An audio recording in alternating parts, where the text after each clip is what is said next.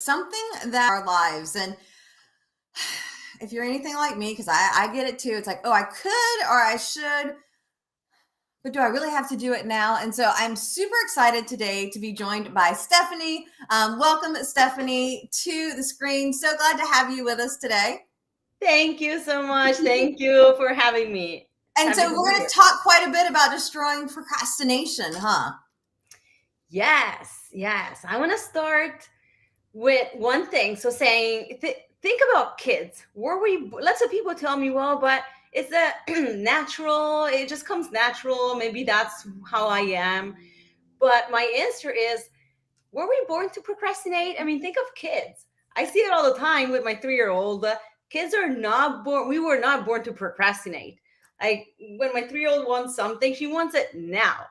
If I tell her, wait a minute, just 1 second, I'll be right there, it's like she does not accept it. She wants me there now. And if I tell, like, one day we're going to the beach, we're getting to the beach, we're walking to the beach. Are we there yet? Are we there yet? Are we there yet? Right? So we were not born to procrastinate. It's not natural for us to procrastinate. And I will say this many times because it's something I truly believe in. The reason we procrastinate is not because our attitude is not because we don't want to do it or we're lazy. And so somebody's thinking, "Yay, I'm not lazy then." And the reason is simply because no one ever taught us a method that works based on how our brain works, that our brain likes, that avoids us, that holds us from procrastinating, and we actually can organize things well and schedule them and get them done. So that's why we procrastinate, because we don't have a method, and it's not our fault. No one ever taught us a method. So hopefully you're going to share with us a little bit about how we can, take advantage of that method. Though before I do that, I do want to officially introduce y'all to Stephanie. She is a 9-year BNI member and a chapter success coach down in Sarasota, Florida, which is about 90 minutes or so, I think, south of me. So we're kind of close.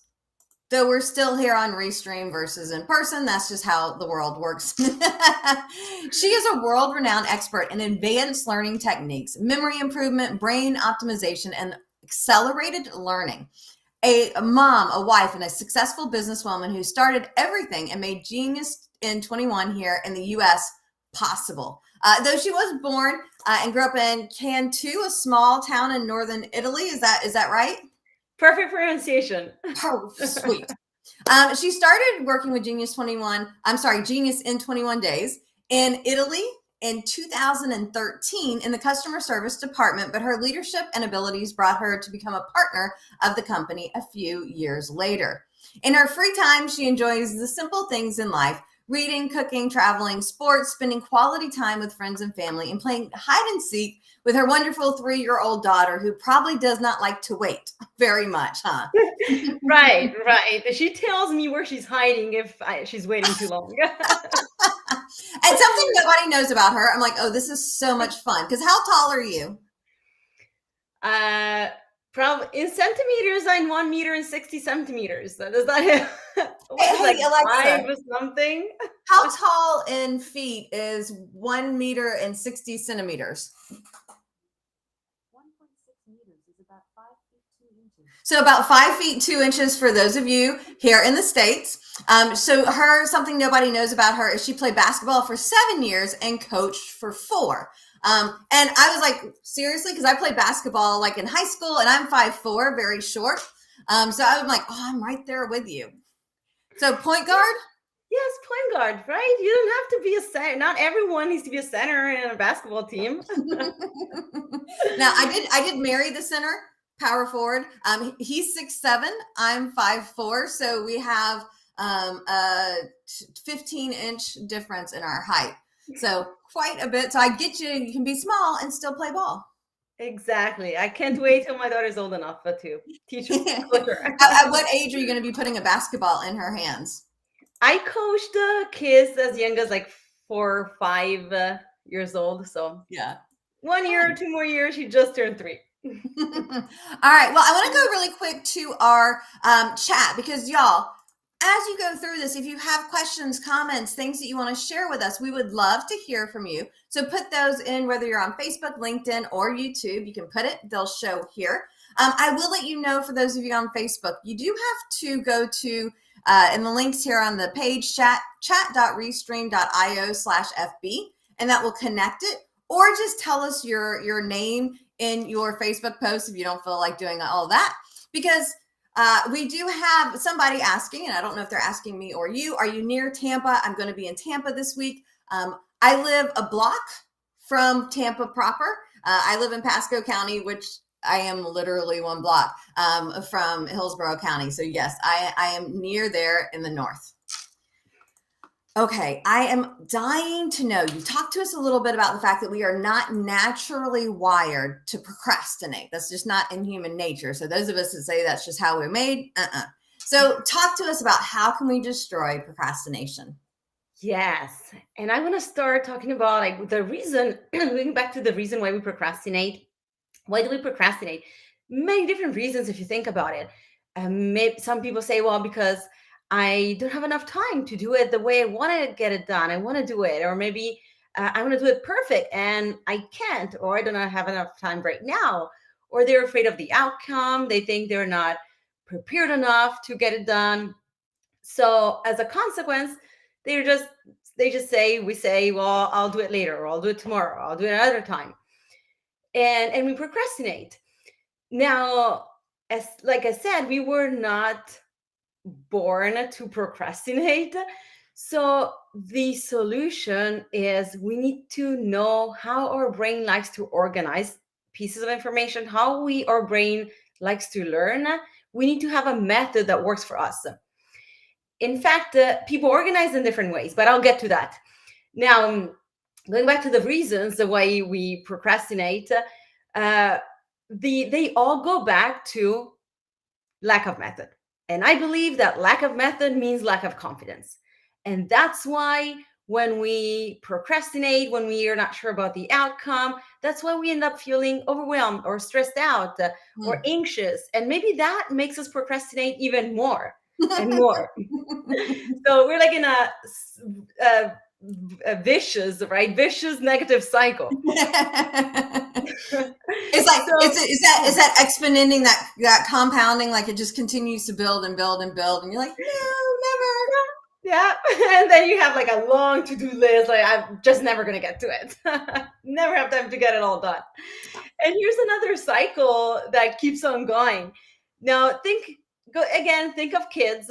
When we're kids and we're starting something new, a new experience, or we need to get something done, or we want to do something, our thoughts are, I want to do it, I can do it.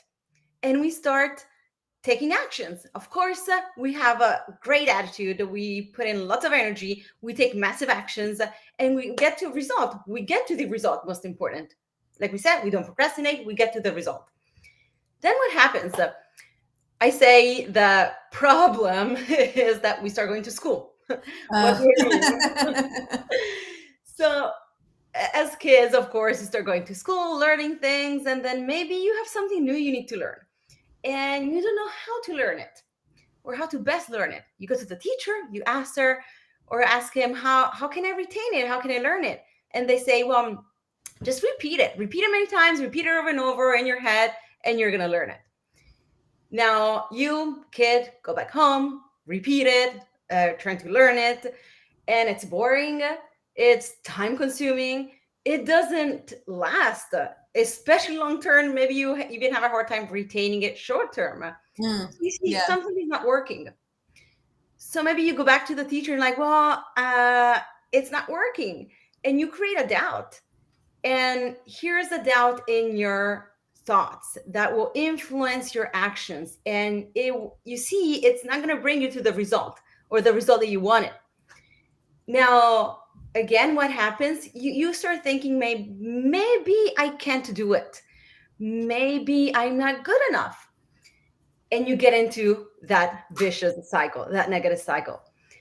And then with more and more references, your thoughts can totally change. And you can think, you see, I'm not good at math. I'm not good at learning languages, or I can't do it. I just don't want to do it. And for different reasons, either you give up or you procrastinate.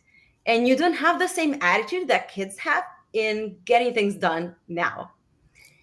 So that's why we procrastinate. Now, I talked enough about the reasons why we procrastinate and what happens in our mind. What's the solution? Yes, yes. How does our brain work? So we learn and we organize in different ways because we have different learning styles. We all have different learning styles. There are many different learning styles, cognitive styles. I want to talk about the four main learning styles. What are they? So global versus analytical and visual versus verbal. What do they mean? Maybe you're like, yes, I am a visual people, but what does it mean in our learning, in as far as how our brain likes to learn? So let's start from analytical versus global. Now, my global people, they learn if they have the big picture. Okay. If you're like me and I'm very global when learning, again, this is not personality. This is how you learn, how you like learning. You're like, someone is talking and you're thinking, please get to the point. Get to the point. What are you going to talk about? And you just get lost. So if I'm asking my husband, like, how much longer is this story? What is the point of all of this? That might be a clue that I'm a global learner.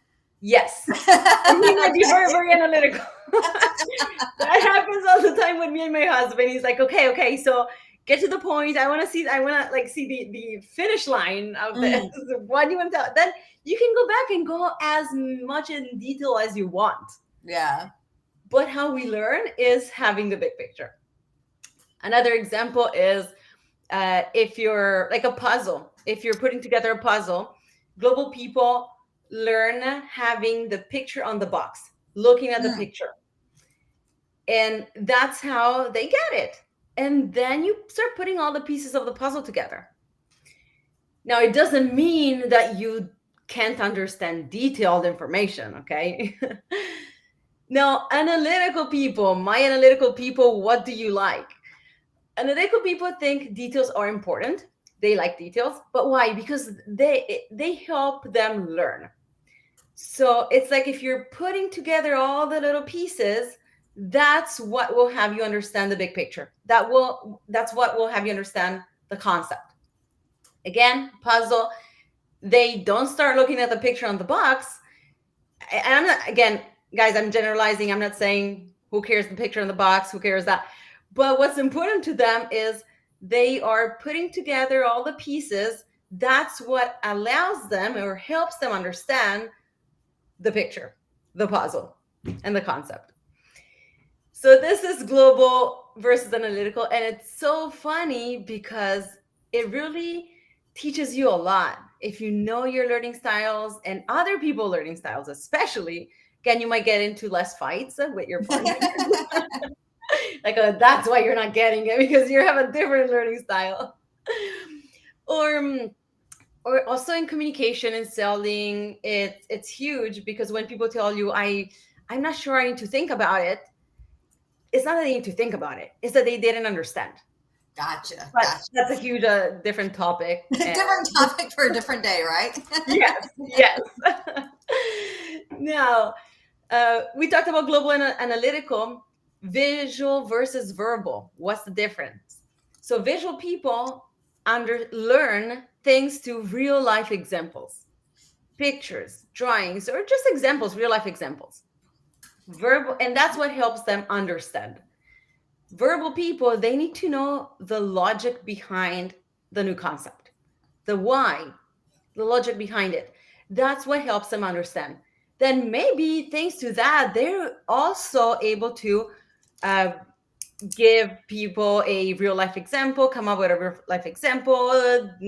That becomes also important to them, but they understand things through the logic behind the concept.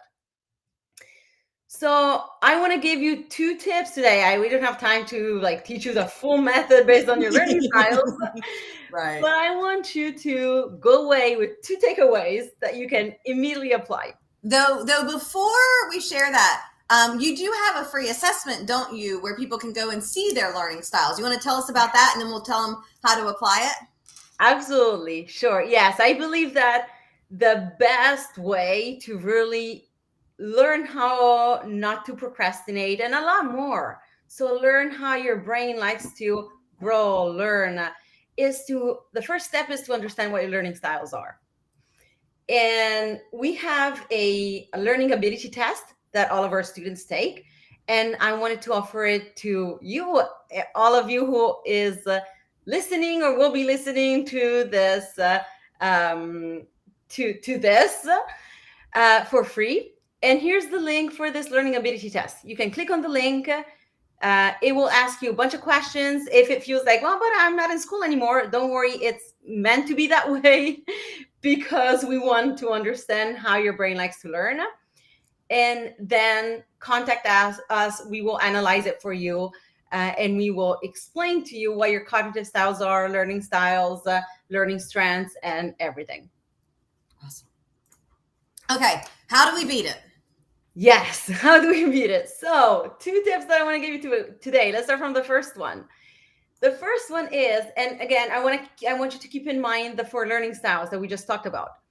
The first one is I don't know about you, but me, before I learned my learning styles and these new techniques, whenever I had to do things, get things done, projects in my family, personal life, or in business, I always had a to-do list. That was my way to keep track of things. It could have been like 3 tasks, 25 tasks, but I had a to-do list. What's the problem with to-do lists? To-do lists are not productive, neither for global or analytical people. Okay. Why? Because global people, like we were saying, they like to see the end goal, the finish line, the big picture. So they could easily get stuck into those details, seeing all those tasks. Maybe if it gets longer and longer, maybe from 5, 10, 25, and I have 40 things I need to get done for my business. If you are a global people, as soon as you look at that to-do list, you feel overwhelmed. You immediately feel overwhelmed, and that's what might cause you to procrastinate. You're like, okay, I just can't right now. I don't have enough time. Next. So to-do lists are not productive. They're neither productive for analytical people. Why? Because analytical people, yes, they do like all those tasks, but it's easy for them to get stuck in them. Or has it ever happened to you to maybe open up 10 different things or 5 different things and never close them? Yeah. That's a challenge for analytical people, seeing all those tasks, liking those little things. So what's the solution? I don't know if you've ever heard of mind maps. Mind maps, if you haven't heard of them, look them up on Google. There's a lot of information about mind maps. But why is that layout the solution for our brain? Because that layout is the same layout our brain has. It's the same structure that our brain has. So it has a center and then it branches all out. So we naturally understand things better when we have that layout, retain them better. It's more organized for our mind. And it's great for global and analytical people because a mind map forces you to have the big picture, naturally gives you the big picture first. And then you can go as in detail as you want. So if you're analytical, like mine and my husband's mind maps are totally different, but they serve the same purpose. We have the same goal, and they are effective for us. So use that layout from now on when you need to organize a project, a few things to do before a trip or your next job, next project. Instead of writing a to-do list, of course, if it's 2 tasks, write those 2 tasks. But if you're organizing based on priority projects, use a mind map. Okay. I promise, as soon as you look at the mind map, you will already feel less overwhelmed, more relaxed, more like you have things under control now. So can you tell us a little bit about how we create this mind map? Yes. So absolutely. Now, how do you create it? Basically, the answer to the question, what is the mind map about, goes in the middle of the page. Then you have sometimes people call it a spider web, or a spider, or a tree, because they look like curved branches coming off of the center. So it's a lot easier. Again, if you Google mind map images, you know what it looks like. But again, what am I organizing? Am I organizing the week, my next project? That goes in the center. And then from the center, you will have branches that come off. From each of those branches, you might have more branches that come off. Again, depending on how analytical you want to be, how many details, how many pieces of information you want to have on the mind map. But our brain has a center, and then it branches out. I mean, it's hard to see. You've never taken a picture of your brain, I'm sure. But it has the same layout, the same structure. Okay, so again, if you have questions on the mind map, that's what we're here for. You can Google it. We did not invent them. Tony Buzan invented mind maps in 1992. And there's been many studies on mind maps, and scientists said that they're the best way to put human thoughts onto paper. But here comes the second tip I want to give you. Okay. So first, mind map, it will help your mind organize, have clarity, feel less overwhelmed. And like, I use it for everything. I use it to pack when I go on a long trip. I use it to organize my week. I used it to help me understand health insurance when I came here to the US. Yeah. Right? Hard task. And let me tell you, when you understand things better, when they're more clear for your mind, you tend to get them done and not to procrastinate. So a lot of times, the reason why we procrastinate, we postpone things, is just because it feels too much for our brain. As we feel not overwhelmed, everything is more clear, it all makes sense, we feel like we have them under control, we will naturally get them done. Okay, so next tip is probably you've heard of them already, but I want you to use them regularly. And those are the 4 quadrants, or maybe you've never heard of them. So 4 quadrants based on importance and urgency. Now, make sure you take some time to categorize all the tasks that you have, everything you need to do, family, home, life, work, your job, your work, everything, in those 4 quadrants. Now, what makes us feel stressed is doing urgent things, working in urgency. So everything we talked about makes us procrastinate. As we procrastinate, we find ourselves having to do things now, because now they're urgent. Yeah. I can't procrastinate anymore. And that makes us feel stressed. So categorize all your tasks.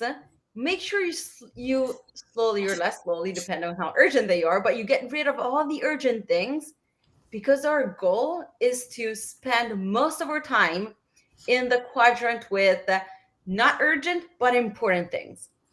Important things are things that allow us, help us work towards or run towards our dreams, our goals, make us feel good, accomplished. That's where you want to spend most of your time with.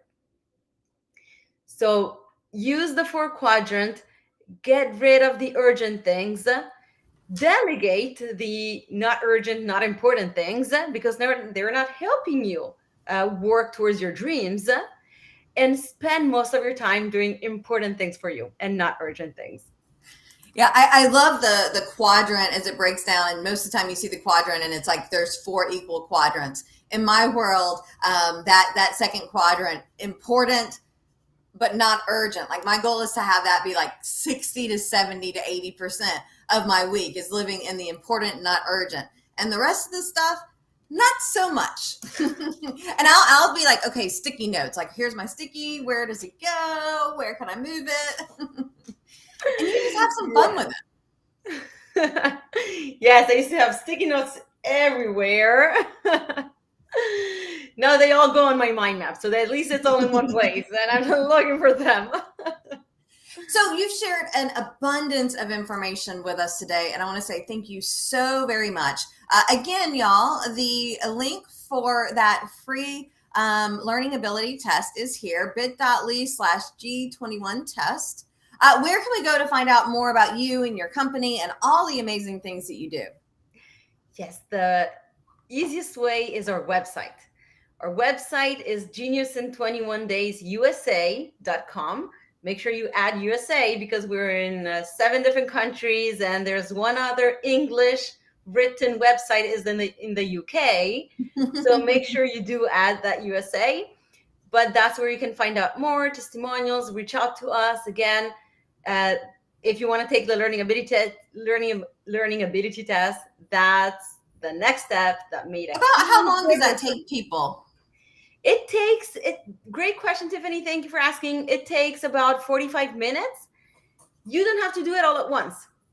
Okay. It's not difficult. You just need to answer based on what you like those personality tests, right? So it's not that we're testing you. There's no right or wrong answers, y'all. So you don't have to worry about that. Absolutely. Very important.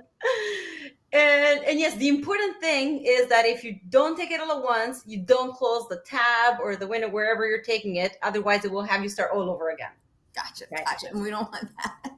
Exactly. So, yes. So please, y'all, go and take the test. Go check out the website.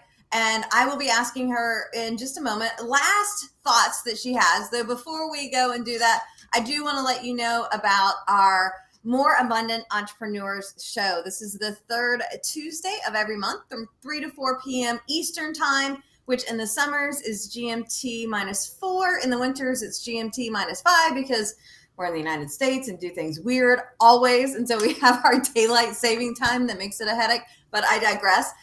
Do come and join us for the show. There's 3 segments. One segment is more money, one more time, one more fun. We hear from an amazing presenter for about 10 minutes, and then we go into breakout rooms for a few to discuss implementation. So also always check that out with us. So I want to say thank you so very much, Stephanie, for being with us today. Any last thoughts on this idea of destroying procrastination? Any last thought? The most important thing I believe is, 2 things. One, I said this at the very beginning. If you're procrastinating, if you're finding yourself like you have so much to do for so long, remember, you're not lazy. It's not you. Is that no one ever taught us a method. Think about it. In school, they teach you what to learn, not how. So the your first step needs to be, I want to learn how my brain likes to learn. Learn your method, learn your way. And remember, if you take the learning ability test, reach out to us because it won't give you, it will give you a result, but it will be hard, impossible to understand. So you will want to meet with me, with one of our mentors, so we can analyze it for you. Awesome. Well, thank you, Stephanie, so very much for being here with us today to talk about how to destroy procrastination. I know you will be joining us with Cosimo and Tom Fleming in June. We will be going live on June 1st, I believe. So pay attention to the events page. And next week, we will be here with Roger, who is the creator of the Diamond Pen for BNI. And we're going to be talking about what and why of power teams. So thank you, Stephanie. Thanks, y'all, for watching. Happy networking, y'all.